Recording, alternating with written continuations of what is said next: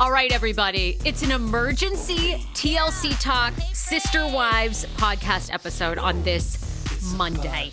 Welcome to the Sarah Fraser Show. You know I'm SF.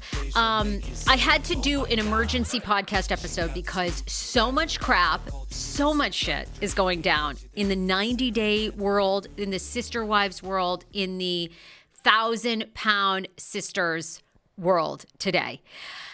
Holy crap. Are we going to see a welcome to Plathville cast member full frontal? Like, are we going to see cock? I hope so. I will tell you about that. Timmy Slayton drops an unbelievable picture of herself. Did you notice what was in it? What was in it? And is she about to shoot a paranormal show? Okay, this is some sad news, but also it looks like over the weekend was a 90-day cast member near taking their life. I'll tell you about that whole thing that unfolded online. And then Meri Brown, it did not take long, but over the past 4 days, Meri Brown's boyfriend, Amos Andrews, who she dropped on January 16th on her Instagram as her new man, then went live with him on her Instagram lives that she does every Friday with her BFF, Jen. Tabloids have dug in.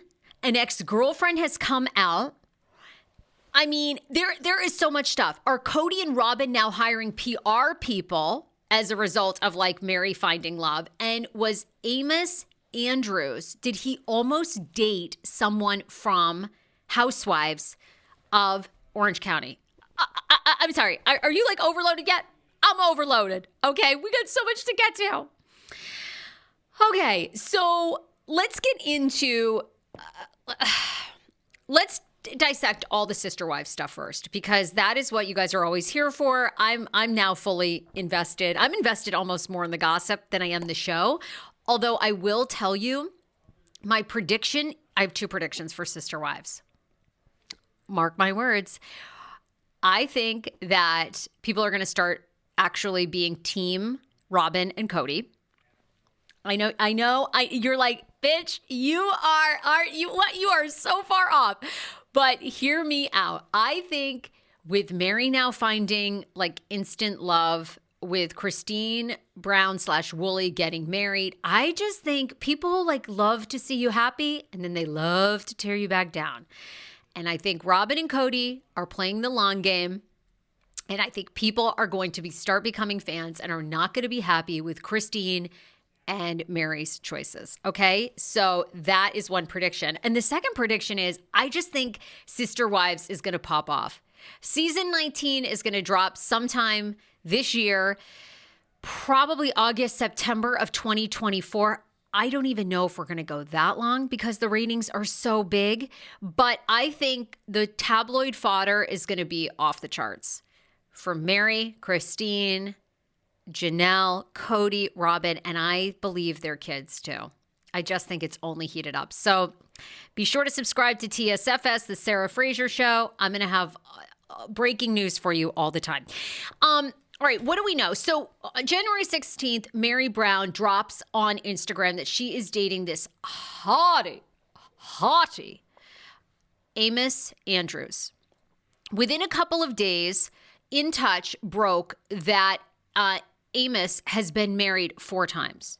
Then the Sun gets on the bandwagon and finds a former girlfriend of his who believes, an ex-wife who believes he's been married more than 4 times because she says that she didn't even know about some of his marriages until they went to divorce court.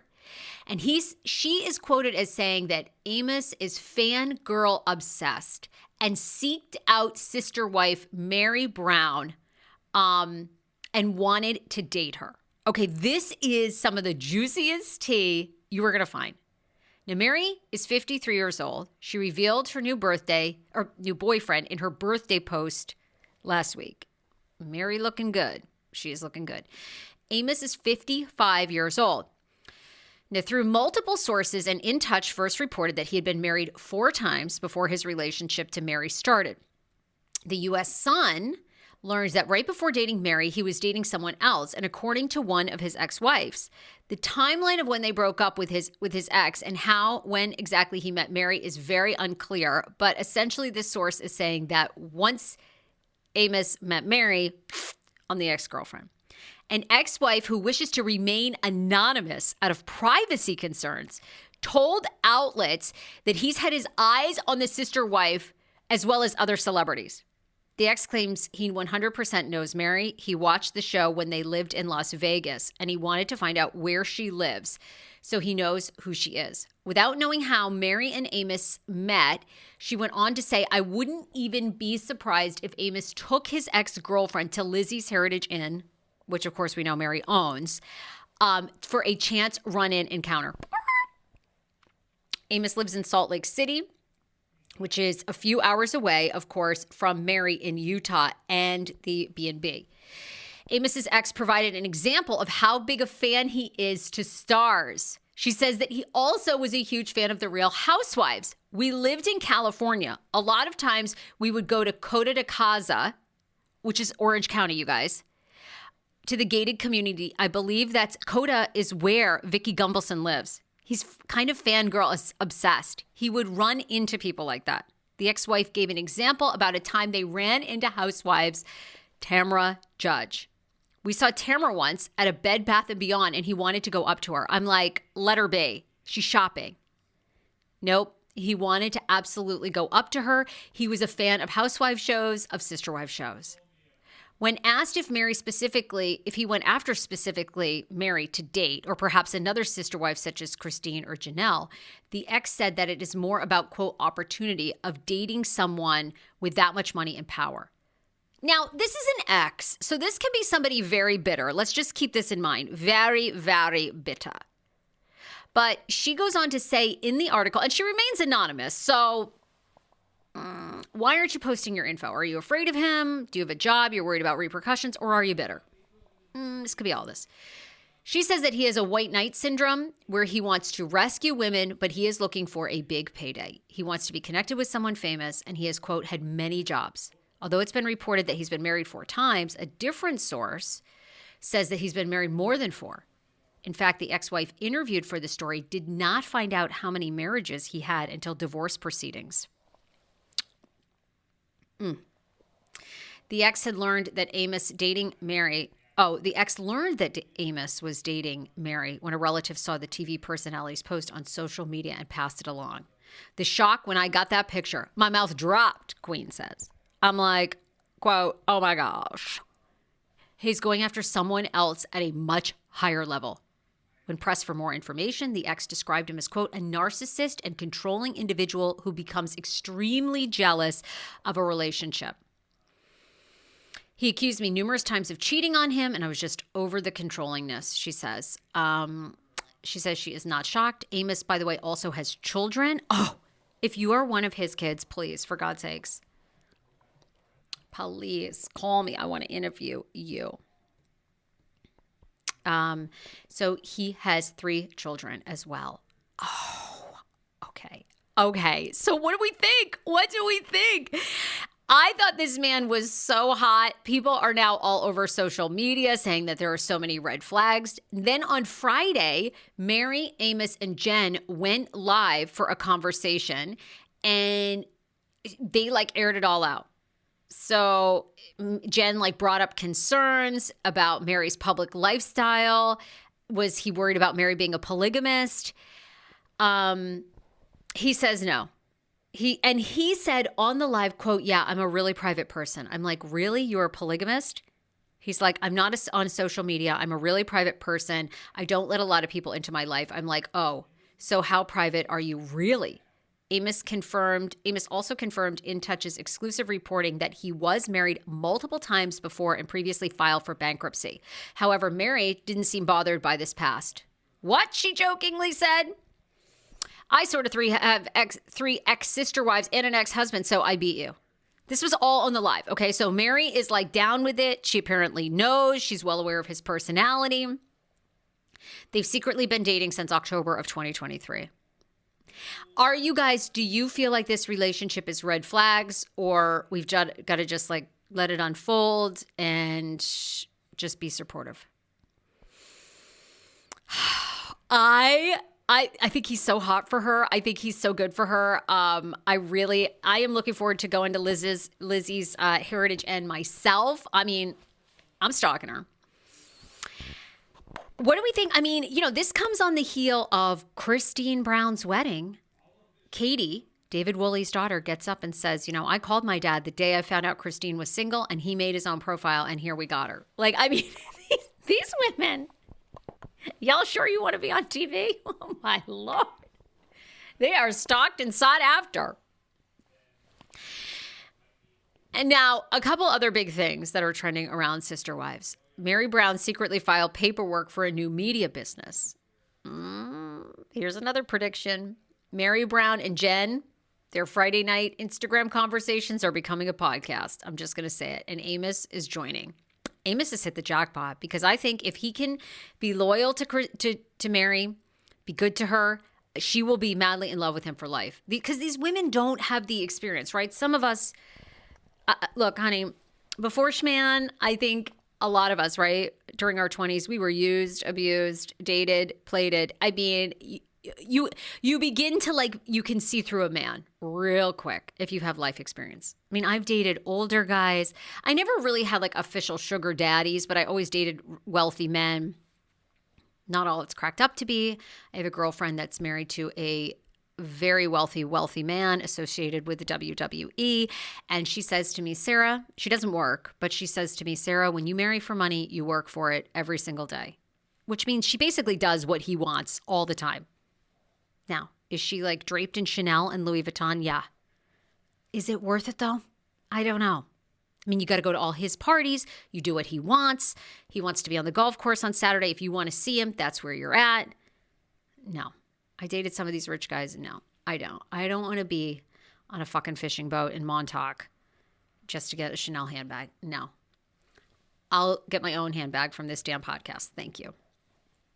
But I do think there are women, these women, they don't have a lot of dating experience. They haven't been. So if these guys are good to them and show love and interest, I think they're in. And I genuinely hope, there's already a news story this morning, all the signs that it's not going to work between Christine and David. I don't play that game. I love love. I'm in a great marriage. When you're with somebody that is fantastic, it is when you are with someone that adds to your life instead of subtracting, it's like you guys are unstoppable. It's you two against the world. You can be great parents. You can be great business partners. You can be great lovers.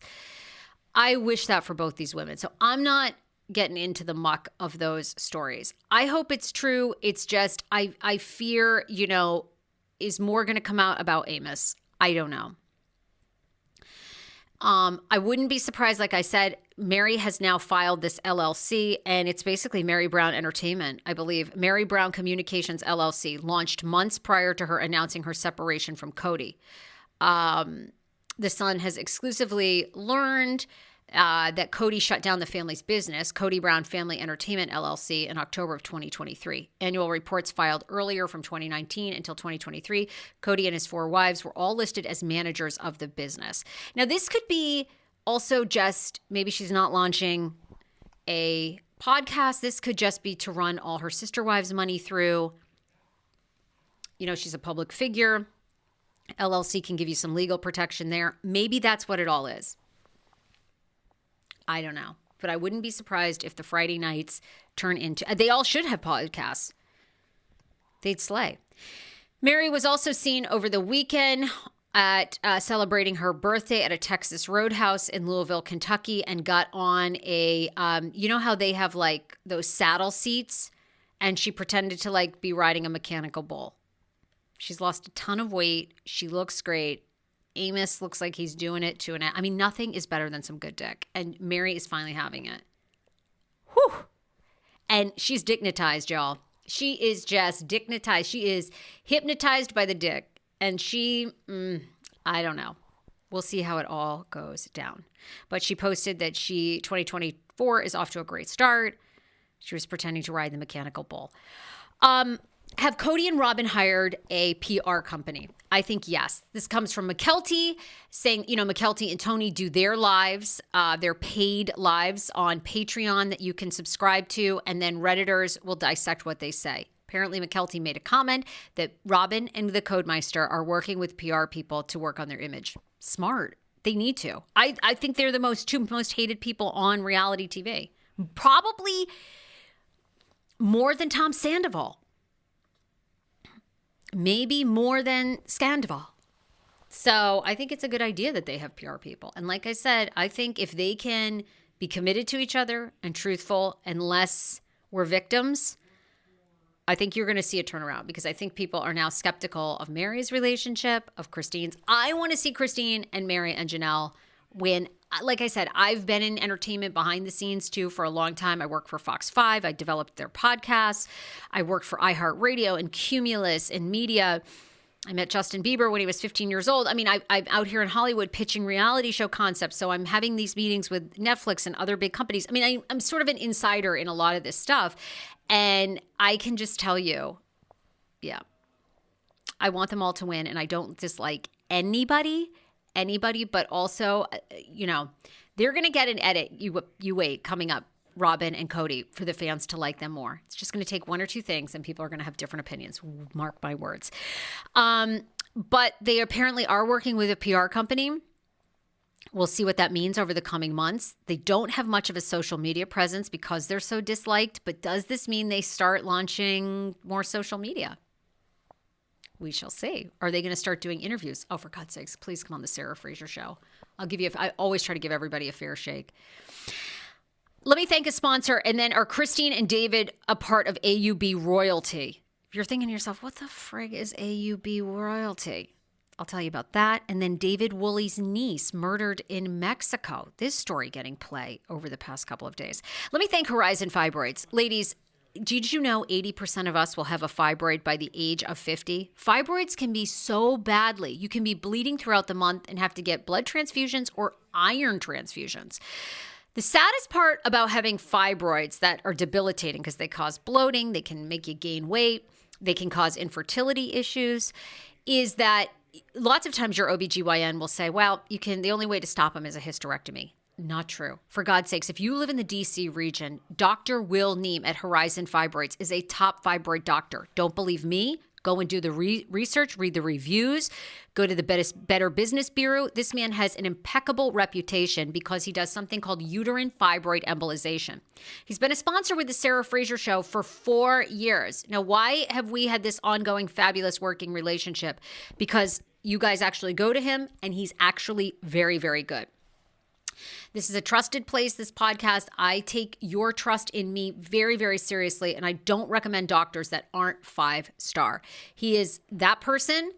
Go and make an appointment, horizonfibroids.com. They accept almost all insurance, and you can make an appointment and check the insurance right there on their website. Don't live with fibroid pain one more time, and don't get a hysterectomy without seeing him. horizonfibroids.com. Now, what the freak is AUB?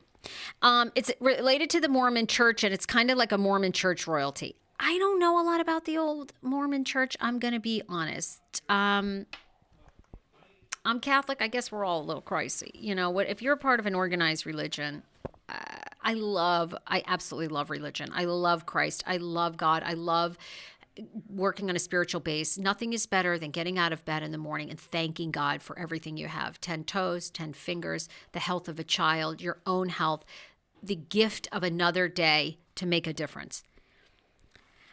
But these like churches are, I mean, they all are a little nuts, the Catholic Church included. A lot of these religions, I mean, they go bonkers. And they all believe that they're like the chosen. It's like, oh, for God's sakes, we're all going to the same place. But anyhow, so the Mormons are unlike, they're like all of us, right? So they apparently have a sect of the Mormon church, which is supposed to be very high end.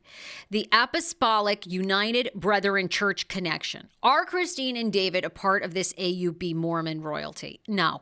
The bottom line is, people online in Reddit have been digging deep to see if David Woolley is connected to one of the founders of the Mormon sect of the AUB, and was Christine and the Brown family are mentioned on AUB's site. And then were they allegedly kicked out for being polygamy? I'm going to be brutally honest with you. This story is circulating, and it's a bunch of hogwash. There ain't nothing they're reaching at straws here. Okay. They go, oh, in the 15th page of the AUB manifesto, Wooly is mentioned. Could that Wooly be related to David? Fuck off. Okay. I'm not like playing these games with y'all. All right. I'm not doing it today. I'm not playing games. They're not a part of the AUB or the Mormon sect. And Christine has made it really plain, and so is Cody, and so is Robin. These people have sold out for reality TV, y'all, okay? Do you think that they're like holding on to some religious, like they ain't living by their religious laws. They're living by the paycheck of the TLC. No problem with me. I mean, I'm a sellout too. I'm trying to get on Meri Brown's communication network. But I'm just saying, let it be. Now, the story that is true and is sad and is circulating is that David Woolley's niece was killed in a Mexican cartel mishap in 2019. This also surfaced over the weekend. And David has 7 siblings: Karen, Shauna, Roy, Tamra, Harold, Christine, and Katricia. I know you're thinking to yourself, well, I don't know them from Adam. I know. I know, but I'm just naming their names, all right? Karen is now 70 years old and lives in Utah, but once lived in Mexico. And her daughter, Dawn Ray, and along with Dawn's 2 children, Trevor and Rogan, were tragically killed in November 2019 when they were in the crossfire of 2 rival cartels. It was widely covered, the Mexico massacre that left 3 American moms and 6 children dead. I mean, for the grace of God, go we. You know, this is horrible, horrible. If you want to read more about it, you can. The gunmen were arrested. Doesn't bring their lives back. It's very, very tragic. Now, David has alluded to the fact, I think through Christine, that, you know, he has these polygamy sisters that moved down to Mexico because I guess Mexico is cool with polygamy stuff. Not so much here, although now in the United States, it's not a crime either. You wonder why that is. Is that because they're just all making so much money on TV? And the states where these shows are shot. Oh my God, my ring. Have you ever bought a ring that you love, but it's like way too tight? I can't get it off. Okay, I got it off. Oh God. Oh my God. I don't know. You wonder why it's all like not illegal anymore. But anyhow, it's I think a misdemeanor or something where it used to be illegal. So super tragic. That story was trending. Horrendous. But David had essentially insinuated, and so did Christine, that he's really not into polygamy. He wants nothing to do with it. Fine that she was a part of it, but he ain't living that life. And he has 2 sisters that participate in it in Mexico. So there you have it. Whew. A lot of stuff going down there on Sister Wives. Let's talk real quick about everything else that's trending and happening, because there's a lot. Timmy Slayton and Amy Slayton posting fire selfies, full body shots over the weekend. Amy Slayton with a new Louis Vuitton handbag. Bitch, what? Okay, queen, we are spending those TLC coins. Timmy Slayton, what did you notice in her selfie picture? I'll tell you, collarbone. You guys, the collarbone. I don't even think I have the collarbones that she has. She has lost 400 pounds. Okay, down from 700 and something. Bitch, you can see her collarbones like crazy. Then are Amy and Tammy getting ready to film something to do with paranormal? Not sure. They were, however, hanging out with Haley Michelle. She's a paranormal princess. She's a psychic. She gives readings, and she also is a paranormal hunter. So I don't know. I mean, you could speculate a lot of things.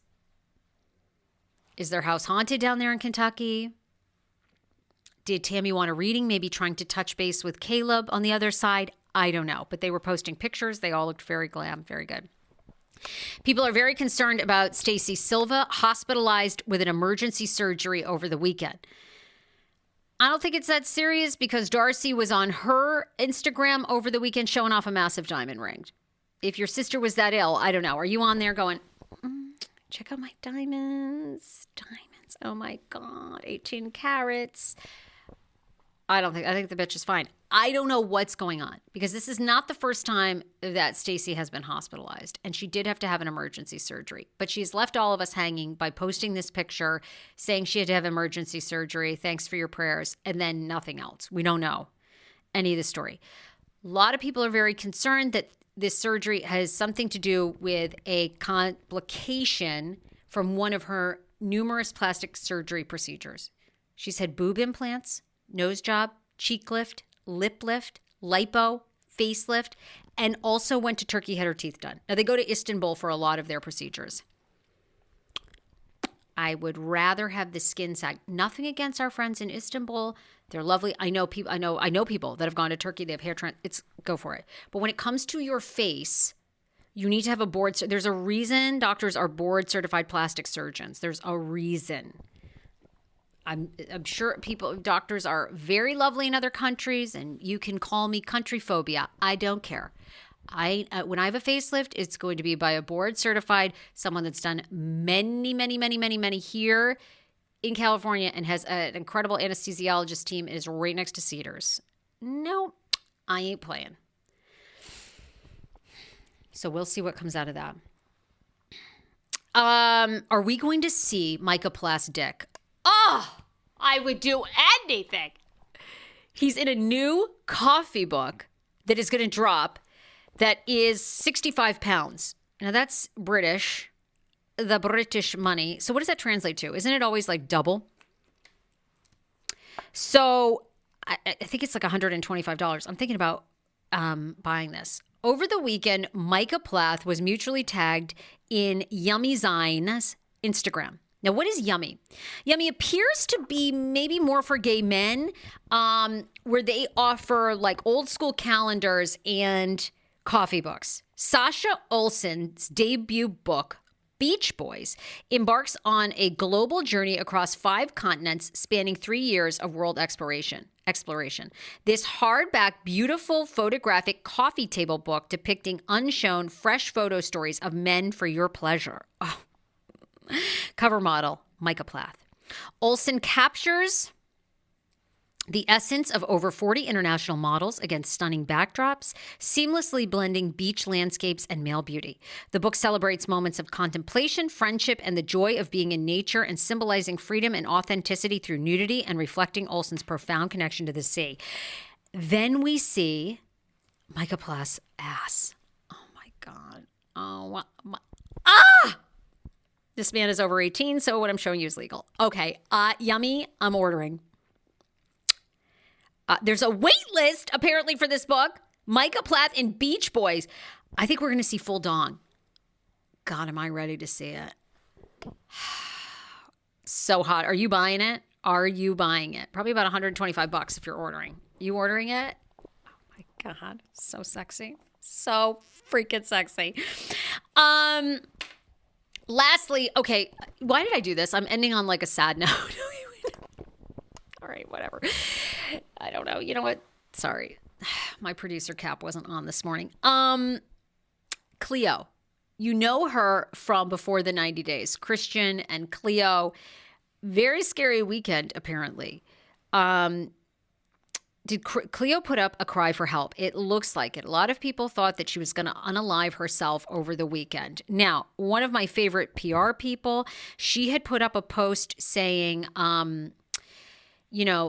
anyone who can access stereotypical Cleo or Christian the Jew, that's Christian's Instagram handle, connect with me ASAP, Team 90 Day, activate, forward, share, connect. I'm very, very concerned. Cleo had put up a post that says, I love you all so much. I'm sorry if I wasn't strong enough. I really want everyone to focus on loving everyone, especially people that you've been taught to hate the most. Regardless of your upbringing or political beliefs, the moment you give in to hate or when you start othering people or victimizing minorities, that's when we lost as human beings. Always be kind. Love you, Mom, more than any writing or words could describe. I'm so proud and blessed. This has since been taken down, okay? Thank you for always being a ray of light and stability in my life. You're caring, intelligent, and considerate, and keep all of your pain inside. You deserve the world. Thank you for sharing our adolescence together. I love you. Thank you for having been a wonderful friend and stepdad and partner to my mother. So basically, what appears to be almost this like goodbye note to people, okay? So people were very concerned. Christian then has now posted, it remains up on his IG story, I wanted to take a moment to address the concerns and inquiries regarding Cleo. I am pleased to confirm that she is doing well and receiving the appropriate care and support that she needs. She kindly requests that you respect her privacy during this time. Your continued support and understanding is greatly appreciated. Cleo values her fans immensely and will share updates with you when she is ready. Christian. I don't know, y'all. It certainly seems like she's had a very hard go. I'm not sure. I follow them loosely. I don't follow them a lot. I know she's had a GoFundMe up to get her surgery to transition. I always say, be who you are. You've got to be who you are. It's not worth, I'm trying to fix this ring. It is not worth your health. Be who you are. But I don't know. Sometimes putting your whole life out on social media isn't a good idea, especially if you're not mentally well. I suspect we'll find out more in the coming days, but thank God it does appear that Cleo's all right. Okay. I got a ton of stuff this week. The show is jam-packed, all right? Today, Jordy Cray is on the Sarah Fraser Show. Famous TikToker who, by the way, have you heard of the Chrisley conspiracy about Todd and Julie Chrisley? Go and listen. If you haven't heard, go and listen. Jordy Cray breaks it all down. Then on Wednesday, we are not getting the usual TLC talk, hence the emergency podcast episode today, because the hotties of Love and Translation join the Sarah Fraser Show. Brand new show that aired this weekend on TLC. It's about 3 American guys who go to the Dominican Republic to try to find love with a group of women, none of whom speak English. So can body language transcend the English language or like a language barrier? I'll tell you. And if those, you'll find out on Wednesday, are those 3 guys still single? Why they decide to do this show? And can you transcend a language barrier? We know you can do one thing without speaking the same language, and that's bone. So we'll see if they're doing that anyway. All right. Join the Reddit. Tell me if I should continue and go back and watch Sister Wives from the very beginning. You can go to reddit.com/r/The Sarah Fraser Show, and always on TikTok. Okay, yeah. All right. Go and follow at The Sarah Fraser Show. Bye, everybody.